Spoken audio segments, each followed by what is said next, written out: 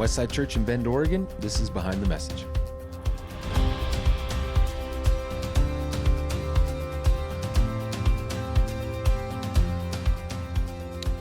In this podcast, we take you behind what we teach here at Westside. I'm Ben Fleming. That's Lindsay Parnell. And that is the unforgettable Evan Earwicker. Unforgettable. That's what I don't you know. are. Yeah. Where do you guys rate yourselves on forgettableness? Oh, goodness gracious. I don't know that I've ever thought about it. I'm pretty forgettable, I think. I do have a friend that has to introduce herself to the same people like again and again, and it's a thing. So my wife gets that. She gets that a lot. At church, she gets it pretty often. But she doesn't care. She doesn't care anymore. I think that used to be a thing. Don't bother me. She's also not throwing herself out on the stage or anything like that. And so I'm like, oh, I don't know. You're not trying to be memorable here on a Sunday. You're just trying to go to church. So Yeah. Fair.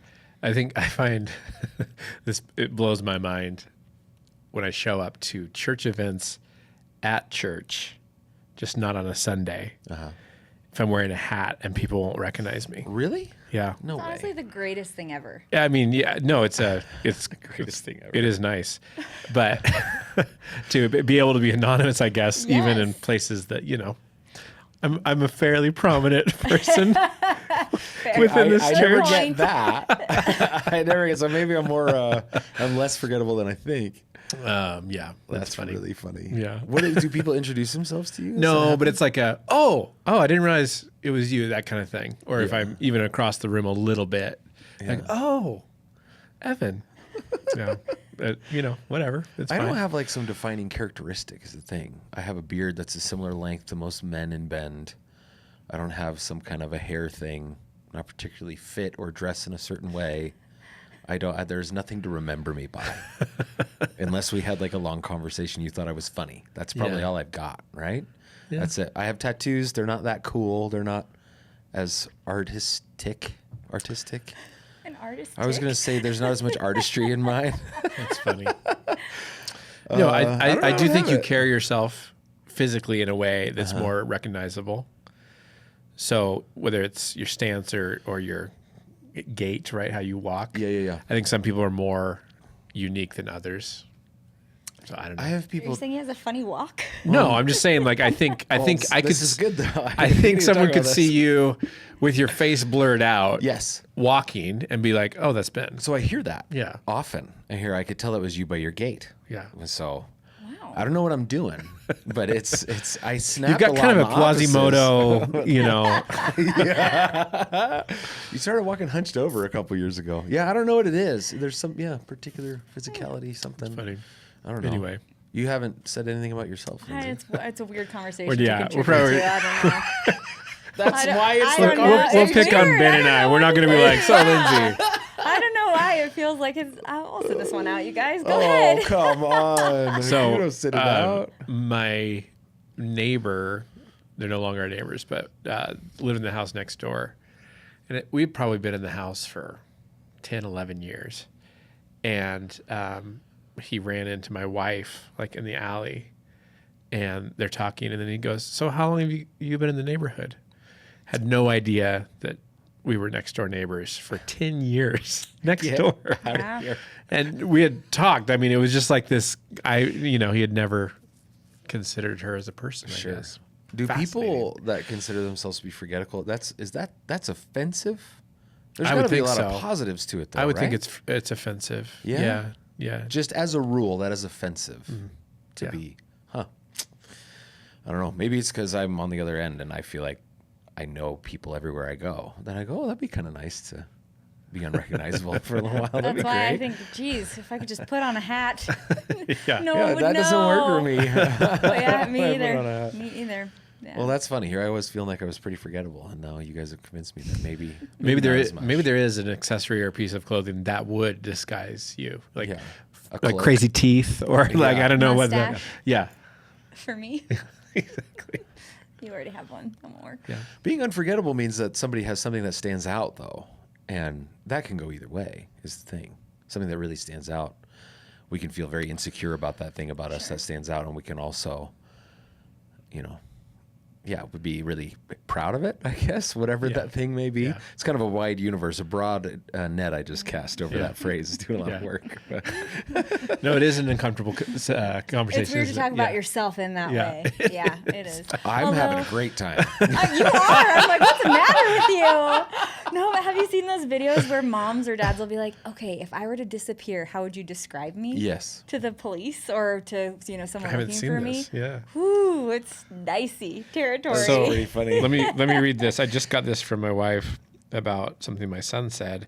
Speaking of what makes us who we are, my son, 8 years old, said this morning, I think I got my mischievous genes from dad and my love of chores and a goal from you, but I don't know where I got my handsome genes from.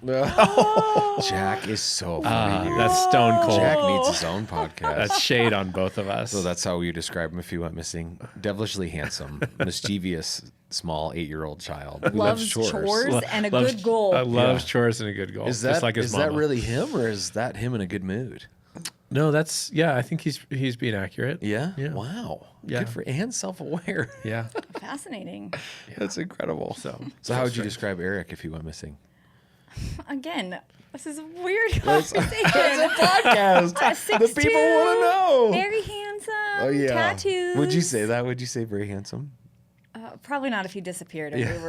I was panicking. He is very handsome. He is. A really cut jawline, fantastic. 60, okay. A lot of tattoos. Yeah. Beard. I don't know. yeah. Reminds you of Brute Haaland. Who's that? Yeah, does he look like The anybody? Norway? Was it No. the Norway striker? He does not. He doesn't look like No, him it's at all. not Brute. But the Right? like That's his first hubbub name. That's his- about that guy is crazy. That's his I love hyphenated him last so name. much. His name is Erwin. I don't know, but I'm think gonna have it's- to do a show note on him. it So Irwin? tell me his Anyway. name. Oh my gosh. Brute Holland. Yeah, he plays for Manchester City. It's not spelled how you think. Oh, wow. in Norway. Oh my gosh, that Phonetically guy's awesome. first. I'll figure it out. But yeah. Does he have a lookalike? It's not Holland, I don't think. Eric? Yeah, Eric Parnell. I don't think so. Yeah, nobody comes to No, mind for no. me either. Wow. Unforgettable, that Eric Parnell. So Eric had the long hair for a while. It wasn't a long time, was it? But it was like shoulder Cut it length, for wasn't a long it? time after Luca was born. Yeah. Yeah. Yeah. He Yeah. did. So. I feel like in that season, then he's in a whole other category of like, Yes. Northern European long-haired men.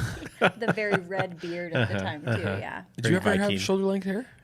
No, but my oldest brother did. Yeah. And like thinning hair. It wasn't a good look, Okay. but long, like shoulder length So hair. this isn't like high it school. was no, it was kind of like peak Keith Urban long hair, and so he was trying to rock it, and probably not his best.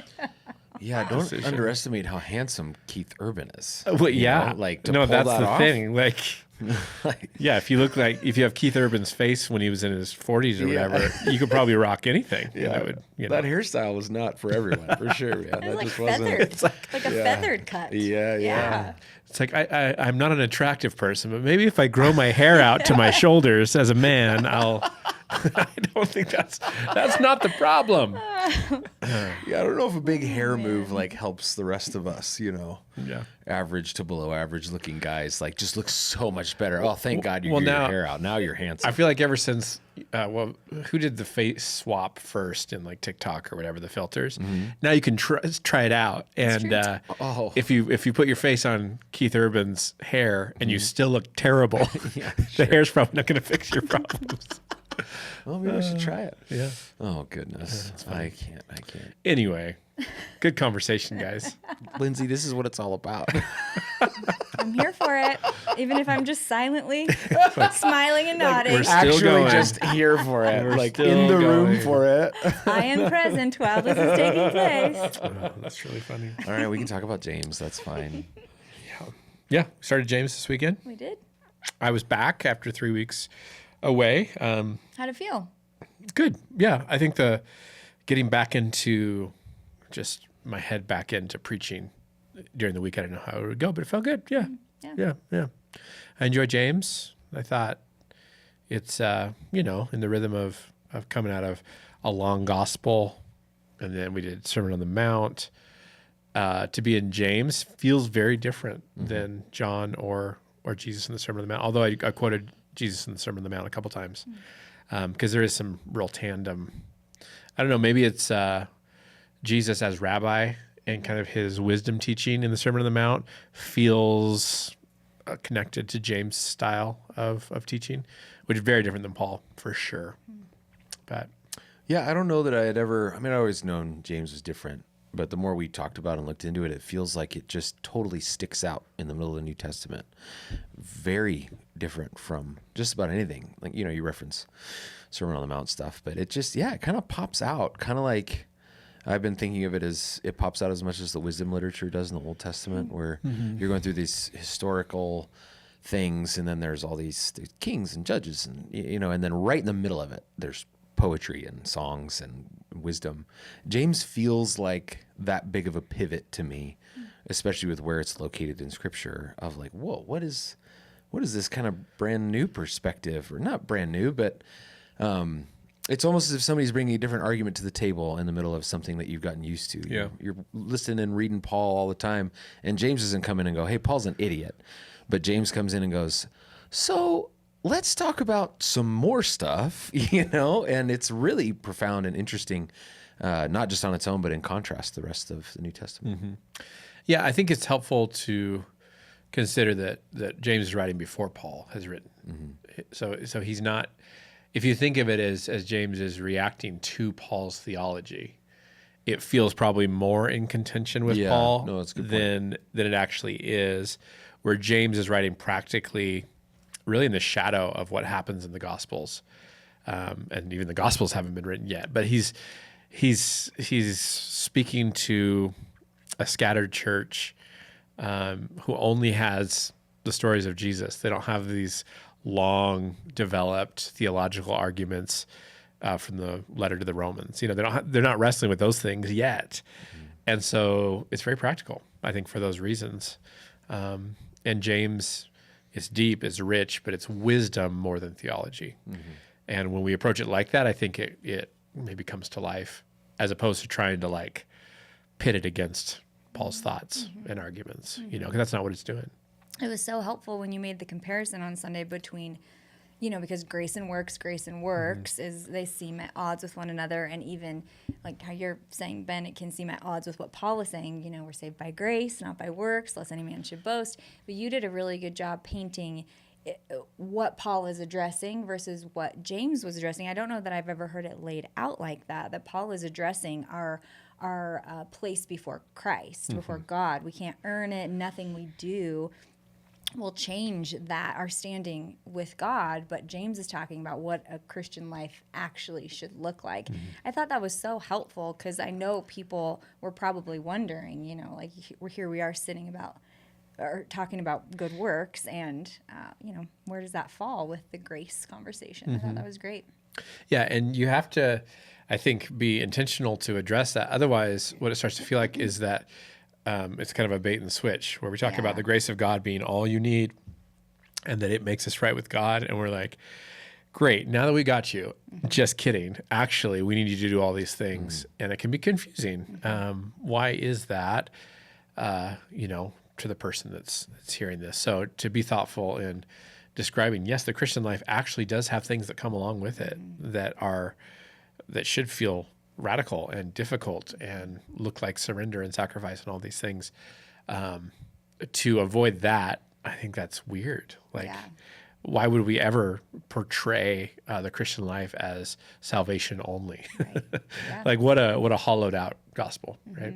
It made me feel like he's warning a people that don't necessarily have the self-awareness either. He's not unkind, but he's to me, it sounds like it's people that are kind of just slowly drifting in to this dangerous area, as opposed to people that are doing these outlandishly awful things. And he's kind of doing this, hey, you gotta, you know, watch out. You gotta pay attention, because this thing will slowly kind of boil you in the water like the frog. It reminded me, I kept having images, and maybe I'll use this at the beginning of my message in a couple weeks as a refresher, of Bilbo in his house in The Hobbit when Gandalf comes, and the whole argument that Bilbo has is like, I'm just so comfortable. And leave me alone. He even like kind of shoos Gandalf out of the door. He's trying to invite him on this great adventure. And in the movie, I don't think it's in the book. It might be in the book.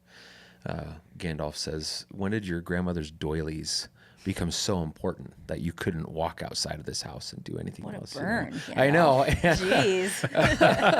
And I do think, there's a similar story in The Sandlot too, where the mom comes to the main character and she says, it's summer. I know we just moved. You're playing with your Rector set. You got to go out. You got to climb trees. You got to scrape your knees. You got to get dirty. You got to get into trouble. Not too much, but some. And I'm like, yeah, man, sometimes that's the church. It's like the church scraping its knees, getting dirty, getting into a little bit of trouble, not too much, but some.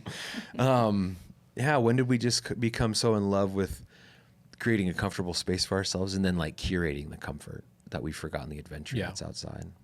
Yeah. And I mean, we're at like ground zero of comfortable, affluent, recreationally, top-notch lifestyles, like Bend, Oregon. Like that's where we're preaching. That's where we're living. Unlike a lot of affluent places where people go, to build careers, or there's major corporate, like people come here because they like to be outside and recreate and, it's high cost of living. So we just have a demographic that needs, I think, constantly, and I'm in the category too, we need to be shaken out of that. We're here because we love the lifestyle that this place offers. And I think all the New Testament writers would probably have strong words to us, as Jesus did for many who, like the rich young ruler, or others that just, we just hold on to, whether it's stuff or hold on to our comfort. That can be the thing that keeps us from the kingdom. And James is going to push against that in different ways, right?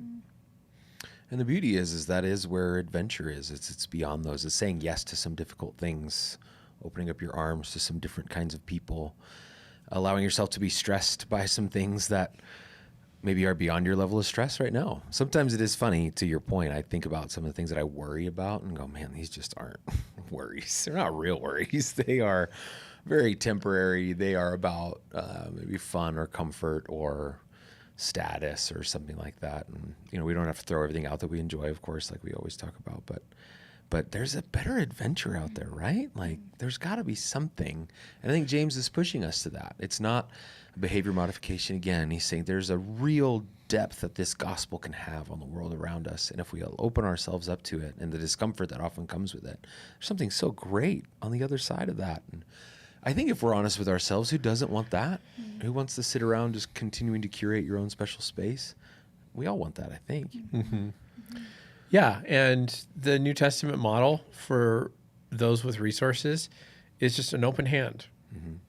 Whether it's, was it Lydia that hosted a house church in the city of, I don't know where, Ephesus, or I don't know, offhand. I would love to help you. Anyway, Corinth. I don't know this morning. But obviously the early church had wealthy landowners that were hosting the gathering of the early church. You don't hear Paul or James or any of the apostles shaming people for resources.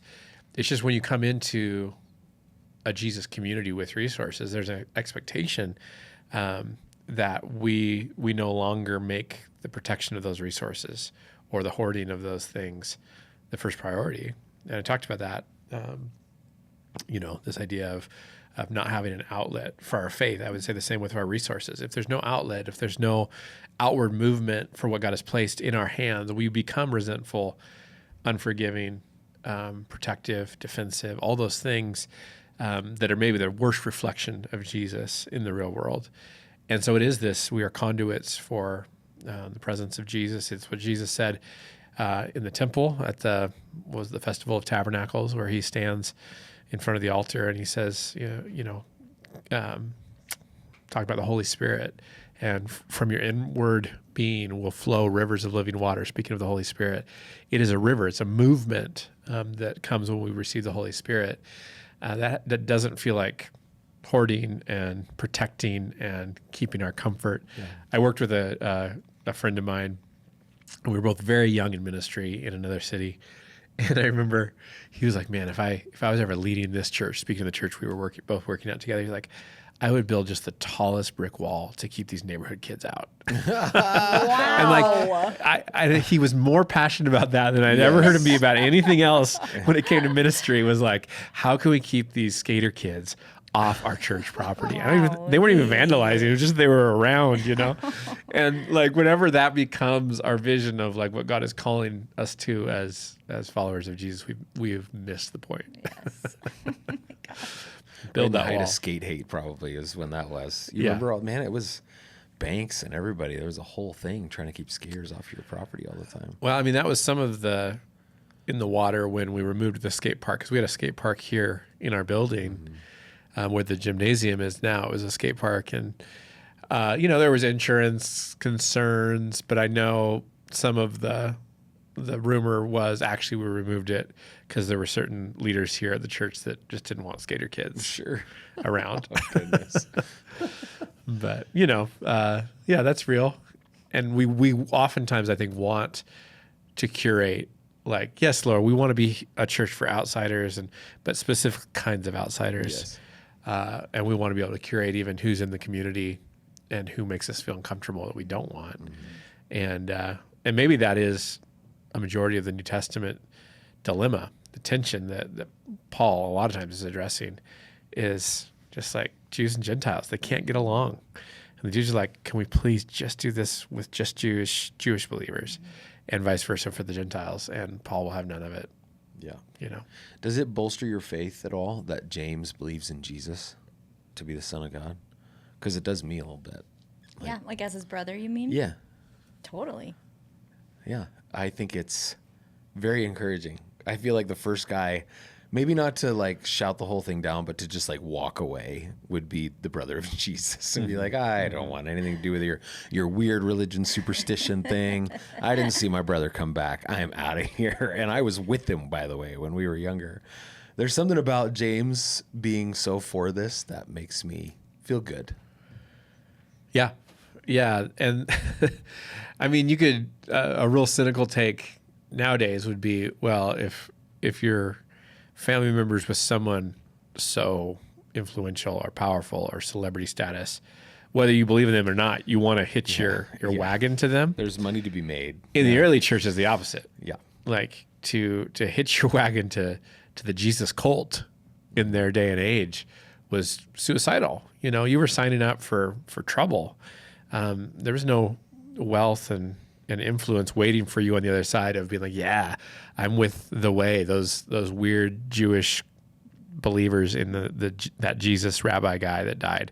Like, there was no win there. So the fact that he signs on is fascinating on a lot of different levels. And I quoted somebody who said it's probably the strongest apologetic in the New Testament is the fact that the brother of Jesus is writing one of the first letters in support of that and saying he's, I'm the bondservant of God and of the Lord Jesus Christ. Like, wow.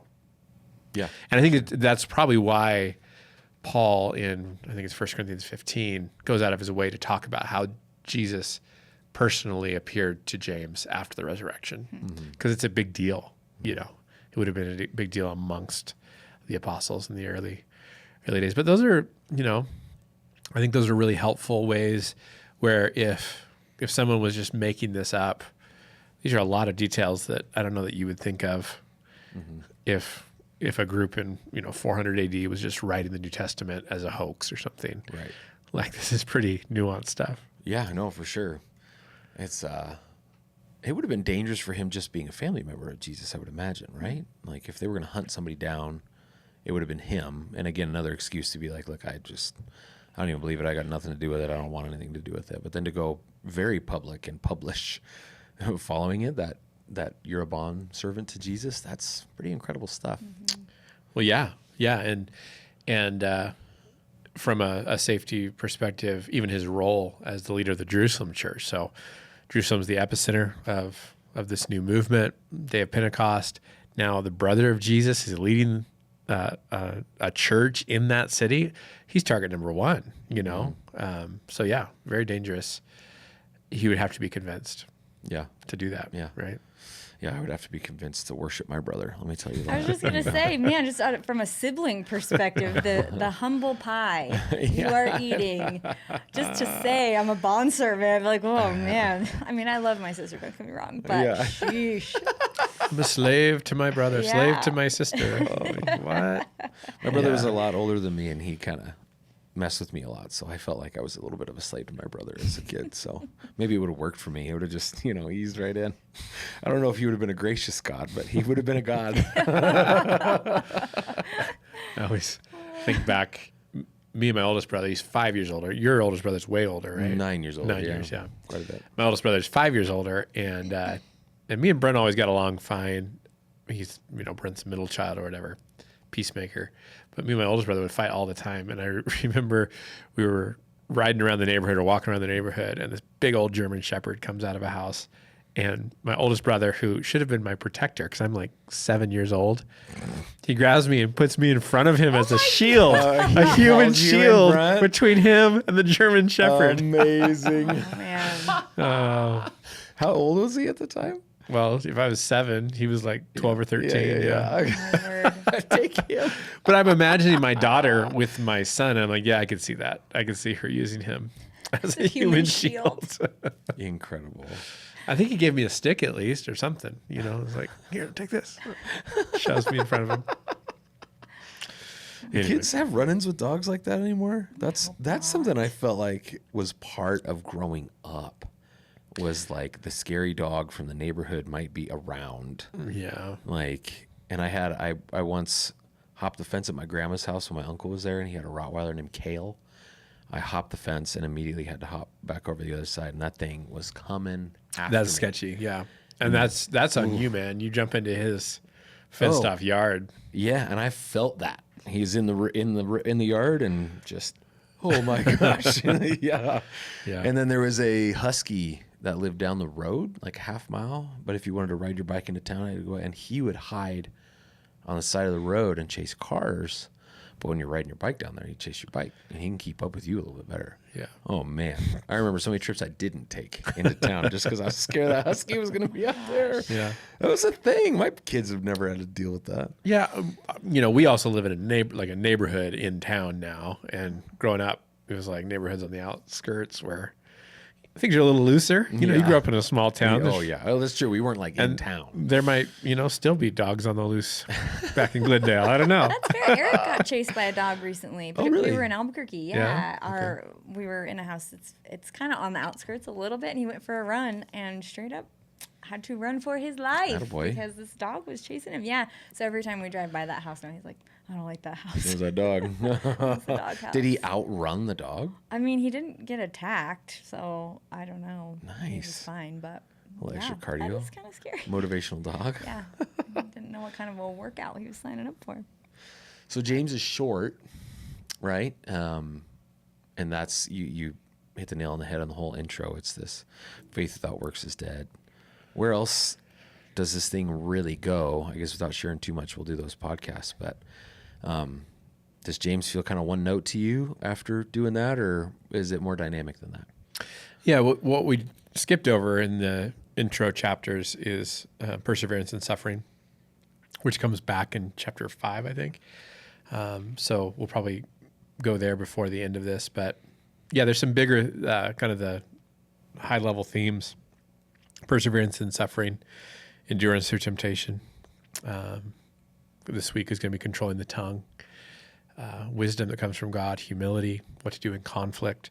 So there's a lot of, it's almost like a grab bag of all, probably what James is experiencing in real relationships happening that he's addressing, much like Paul does, where you're seeing this stuff going on. Okay, I need to address that. I need to address that.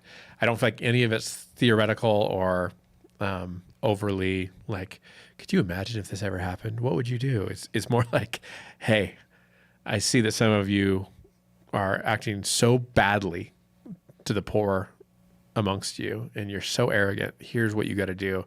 And I appreciate that about James. In 5 short chapters, he really goes after, I think, what still ails healthy community, And I think maybe what we're going to talk about this weekend with controlling the tongue is his kind of like what he points to as really the root of a lot of the problems that stem, that aren't caused by anything but what's on the inside, right? It's not like we're perfect on the inside and then all of a sudden we said something wrong and that ruined everything.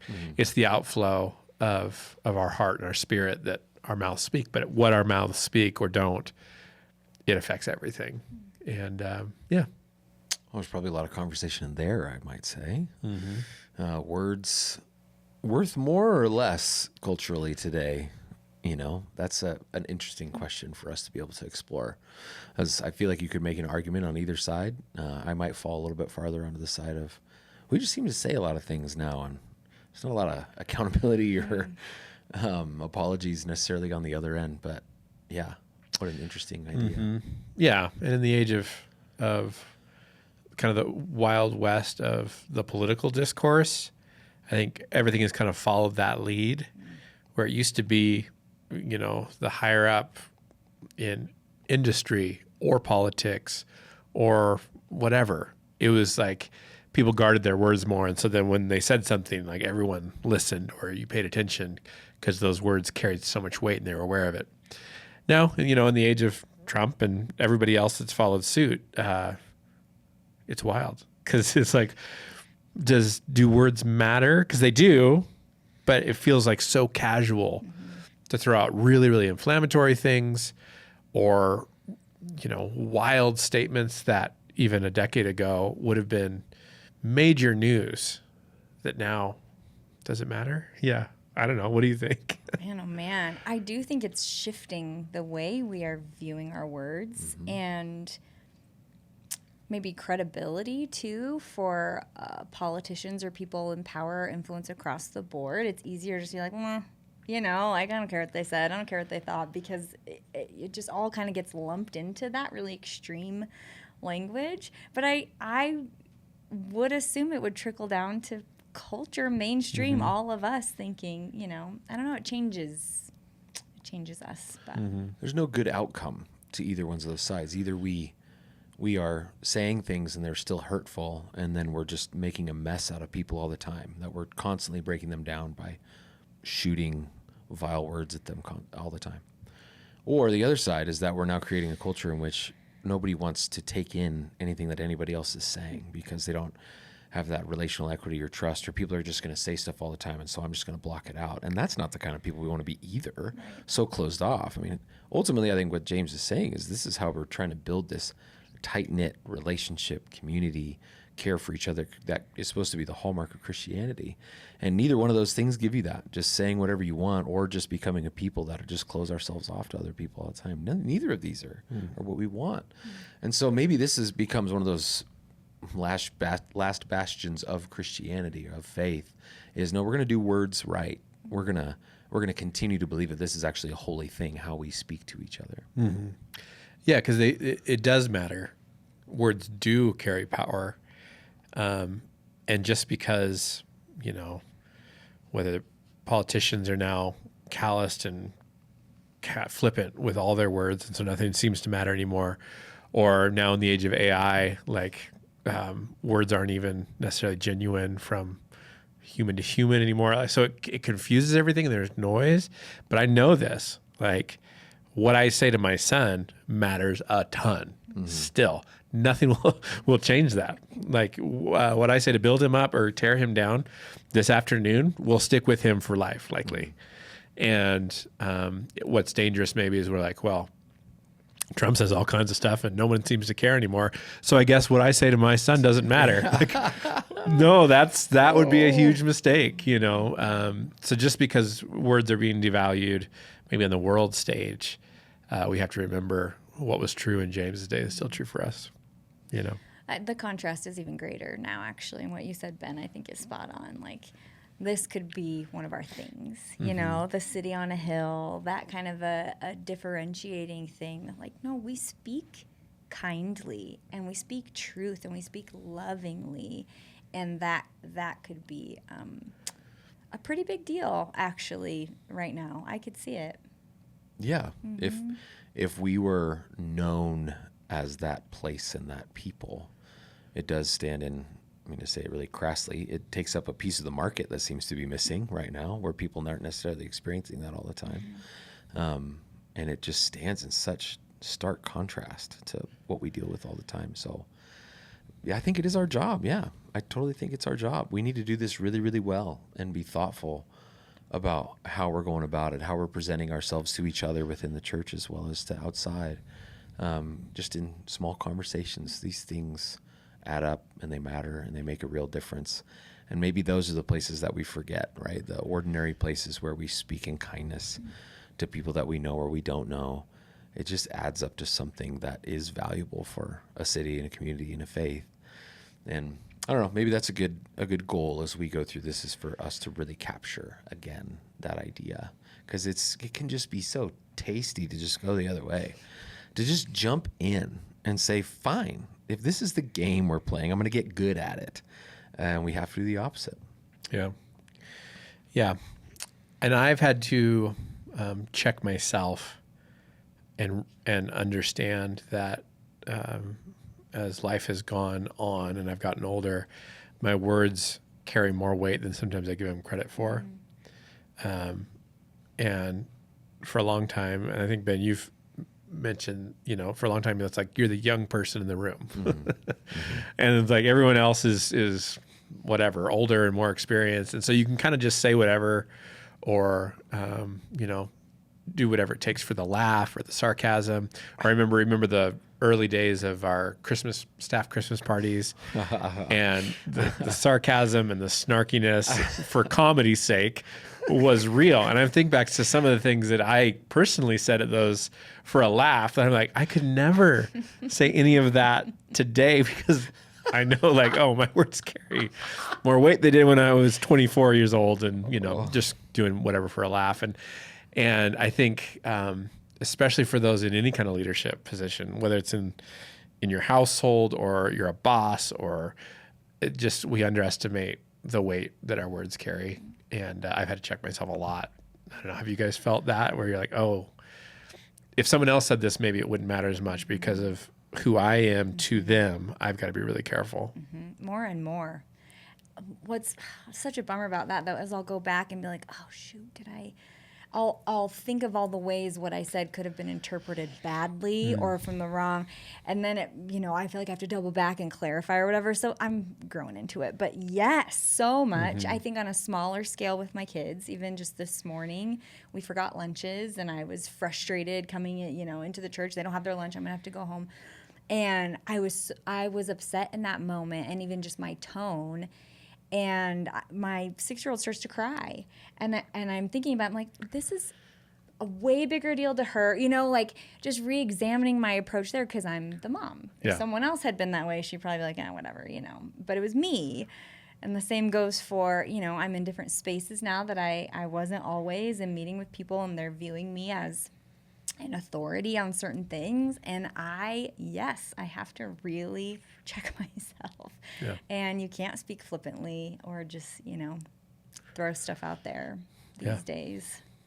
Yeah, my son can be overly sensitive, which I wrestle with that, because I'm like, stop being so sensitive. But That's a whole podcast this week, right there. he spilled a drink all over himself, and all I said, bro. And then he starts to, like, not full on cry, but he's like, he gets worked up. And I was like, all I said was bro. And he goes, it was your tone. So I'm like, okay, tone matters. Jack's too smart. But also toughen up a little bit. Okay. All I said was bro. But yeah, kids. And I think I am going to address this weekend of just the role as parents, for the parents in the room. Our words are so weighted, and we just have to be aware of that. Not that we tiptoe around and, I don't know, like we can converse as parents with our kids, but just understand, like, there's no such thing as a flippant, sarcastic remark. There's no such thing as, some negative comment that isn't taken to heart. It matters a lot. Dallas Willard wrote in one of his books, it might have been Divine Conspiracy, how the way parents talk to their kids, like he cannot believe the way parents will talk to their kids, maybe in moments of frustration or anger. Like, oh, I'll have to find the quote for you. I don't know if you want to say it Sunday, but And I stop and think like, oh my gosh, yeah, it's because the familiarity there is so, we're so familiar with each other. It's easy to just say the thing without thinking about it. But he acknowledges it in the way we speak. And it really made me think twice about it. Like, oh my gosh, do I treat my children badly in moments of like anger or frustration because it's easier than like some self-control and some awareness? And yes, and I think that is commonplace for parents and kids or adults in kids' lives, like prominently, where familiarity's, there. So it's a thing, and I don't think we should forget about it when we're talking about our words. Are we like this sandwich generation that nobody thought about this when we were getting raised, and so we didn't like get that side of it, and now we're like right in the middle where all we're doing is thinking about it. It's kind of like the radio in the car. I think I made mention of this in a sermon once. I said I'm in the generation in which I grew up and we were listening to AM 1120 Rush Limbaugh almost all the time, and that was what Dad wanted to listen to. By the way, it was the only radio station we could get. And now we're in the generation as a dad where we have access to every song that's ever been written, and all I'm listening to is like this stupid hip hop stuff that my son wants to listen to, and I think it's garbage. And I'm like, great. I'm now the parent that never got to listen to having control of the radio, and I still don't, even as a parent. It feels a little bit like this. Like, yeah, I would think I'm there's trying to discover extremes this. because you bring up a good point. Like, we're still the parent, and we still have to instruct and teach and say the hard thing. I'm not saying you're wrong. But you're probably on to, like, gentle parenting and all that. Yeah, we swing. We just do. Sure. It's our human nature. We swing to the other side of We it. do. Yeah. And I wouldn't even come out swinging against firm, true, strong parenting necessarily. Personalities are different. Styles of parenting are different. That's all fine. The issue arises when it's cruel, when it's flippant, when it's sarcastic, all those things that there's no way to spin that as, well, that's healthy. We're toughening them up by being cruel and coming at it as, confidence. Like there's no way to spin that. So don't tell me that's like, well, I'm just being a truth teller of a parent. No, you're being cruel because of your own insecurities or your own frustrations or whatever. And so that's where I think we just have to, as people who follow in the way of Jesus, do better. And I know we don't like behavior modification or that kind of try harder thing, but we owe it to those that we love, whether it's our kids or staff or employees, or that for them our words carry so much weight. We owe it to them to just not roll in tired and just fly off the handle with our words. Like that's not good enough, Well, that betrays your heart. Yeah. It does. And so you pay attention to what's coming out of your mouth, and it really does betray what's going on internally and in your soul. So yeah, it's important. Yeah. Yeah, that snuck up on me. That my voice mattering thing really snuck up on me. Being the young guy in the room, that's always a little bit of a pleasant surprise to people, was kind of the thing that I lived most of my life doing. Like most rooms I was in, I was a good, at least 8, 9, 10 years younger than the next person. So it was like, oh, young buck. All right, here we go. Yeah, well, I don't know. He said some stupid stuff, but look how dynamic he is, or whatever. you kind of live that way. And then, boy, if you don't realize that you need to outgrow that, that's a pretty dangerous place to live, especially with your words, and not even just rolling with staff. Yeah, with kids and whatever, even just out in the community. Like, I got to make sure I'm thinking through this. Rolling in tired. Yeah, what a good. I heard some author, something say, I hope that I mature to the point that when I'm tired, I'm sweet and not, I can't remember what the word was, but it was, angry or vitriolic or something like that. And I go, oh, that's not a bad little goal. I could use that. A little sweetness when I'm tired instead of, the way I usually am. I was complaining. Jack's friends were in our yard yesterday, and a couple of them are very loud, and they have these real high pitched like screams. I hate that. I was complaining about it, but in such a grumpy way. And My Alyssa son has was the same like, friend. "You are such an old man, just sitting in here complaining about our son having friends." And so I think we have to watch both things, right? That we don't think we're so cute like we were when we were 20 in the room. Nobody thinks you're cute at 40, Ben. I'm sorry. Yeah, I you know. know. They didn't think I was cute before that. I don't think I've ever been cute. And that we don't get so set in our comfort that we get grumpy. And then, you know, and then there's this, I don't know, hardness that comes out through our words. And that's a soul issue too, you know?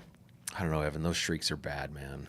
I think I you can't attack Why do they those have to kids. scream? I can't handle. I I don't just understand. can't. Kids scream like full on screaming. Yeah. As part of play. Like, Did we do that? Probably. I don't think so. I probably did. I don't think I did. It is like it's as hard as they can go, right? Yeah. Like it's clipping on the meter. I can't. Joel's Yeah. friend still. Joel's 11. My goodness. yeah. He's Or still the doing kids this. step on your lawn. It's like, get off my lawn. You know. I didn't say that. I'm telling you, we gotta watch out. We gotta watch I out. feel like it's a short window between cute and crotchety. Like that time is. Yeah. Like, we don't get much time. There's, you know. Why is it so short? That It's is a too tiny- short, It's man. kids, right? The kids do that. Kids do we've all that to you when you have kids. Is that what you're saying? Well, we've just got friends that are single. I wonder if their experience is the same. Did they go to crotchety just as fast as we did? Great question. Yeah. Or not. Great question. Because the kids did that to me, but we had kids at 27, I think, something like that. Gwen is switching for us today. You're in the room. You're a generation younger-ish, right? Are you Gen? crotchety? You're Gen Z. You're an elder Gen Zer. Are you crotchety yet? Are you grumpy? You are. You are. She said. You said. Do you I think so. you're an Yeah. exception, or do you think, yeah, this is how we are? We're a little crotchety these days. I think it comes from angst. Angst.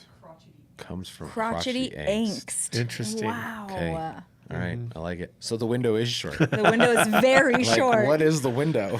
Like 18 to 22? I think 18-20. when you're college age, maybe that's your only fun.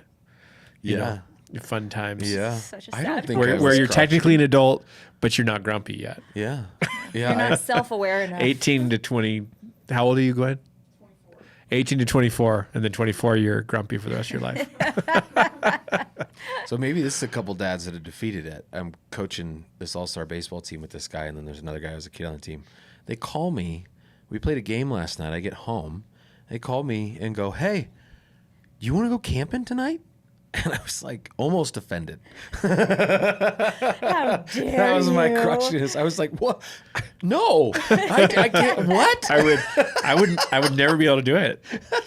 Same day camping? No. And it was 7:00 when I got the phone call. Like, oh, we That's just really wild. wanted you to come hang. We're gonna have a great time. We're going out to blah blah. And I was like, well, boy, if there's a gear I don't have, it's that one. Yeah. How far?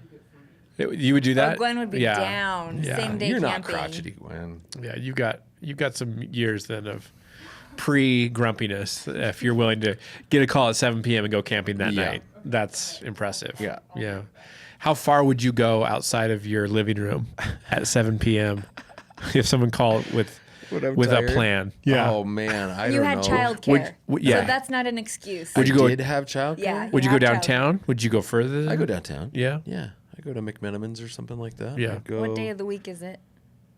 That matters a It lot. does. Doesn't matter. a lot. Yeah, Sunday into a Monday. That's a hard one. No. Yeah. Wednesday or Thursday, Friday. I would say, yeah, Thursday or Friday night, I'd be much more willing for sure. to do something on the spur of the moment. But a normal weeknight, nope, I think like Not- Tethero, not happening. you know, That's let's go fun. out in Tethero. Yeah. I mean, like, if a friend is in crisis, we're not talking about that. Like, Right, just for a hangout. just for a hang. Yeah. Just for a hang. Yeah. A Tuesday night hang is not probably going to happen. That's tough, dude. Sunday night for without us. without some warning. Yeah, that's a tough hang, man. That is not. Ooh, but I was inspired by their willingness to go on a little adventure. It's pretty great. That's amazing. Although one of them, I think, spurred by emotion. I think he's like moving in a couple days. Okay. So. Just feeling the feels. Yeah. Yeah. Yeah. And that doesn't count. You got the adrenaline from the emotion. Yeah. That doesn't count. But Ben, you're going to state. You won state last year Hey. with Yeah. Ben North, and you're going back We won with 10s, and now we're in 11s. We're in the championship game Tuesday. That's awesome. Yeah, very Tuesday exciting. evening, right? Yeah. So that's tomorrow? tomorrow night. Do you know who you're playing yet, or they still have to? They play. 2 teams play tonight for the chance to play us the next day. So Great. Do you know which team you're hoping will win tonight? I'm hoping. Oh man, Giving Watch you the your best shot. words. one of these teams really does not like us at all. Oh wow. And yeah, it gives me a little anxiety actually. So you want the other team? I would prefer, Yeah. just do that. But either one. Like kids will have fun. And Okay. Where is the game at? What school or field? it's at Mountain View Mountain View. softball field. Fun. Yeah, it's exciting and it's fun. The coach, the boys, and they're such a great little group. Do you have a ritual if you win with A the boys? ritual? Yeah. I Take give- them out somewhere or That happens a lot. That's kind of a parent-driven thing. I give out a game ball if we win, which is always kids love that. I see the utility of it to encourage a kid. I hate MVP awards or whatever. That always drives me a little crazy. But I'll give them a game ball, and it's not always just for their performance, but it's for their attitude or whatever, and that's kind of fun. But So to get to watch explain the that kids over 2 years is pretty great. to a non-baseball guy is that you're keeping the balls throughout the season and then you're giving I'll them grab out, one of or the you- balls from the game, from the and then I'll take championship game. Sharpie and write the I see. date, the opponent, the person that's getting the game ball. I see. And then So it's one of some the their one of stats the and players stuff like gets that. Yeah, gets one of the my game ball. players. Yeah. And so you do this kind of little speech And- thing, and it's always Joel. It's always Joel. No, I gave one to Joel the other day, Yeah. and that was a surprise to everybody. I don't give them to him. Yeah. And he doesn't care, and he knows. He and I have had this conversation. He knows how much I hate it, and I gave him one. Got in the car the other day. He's like, I gave it to Blake, Dad. I thought Blake deserved it. I was like, you jerk. I finally gave you one of the balls and you just don't even care. But yeah, there's that little ritual. Our cheers for the North. Ooh. Yeah. Taken after Norway maybe or something like that. Yeah. Yeah. So the boys really took to that. The idea of for the North. They say it You, as you should Viking get as them all like possible. Viking wigs and helmets. I should.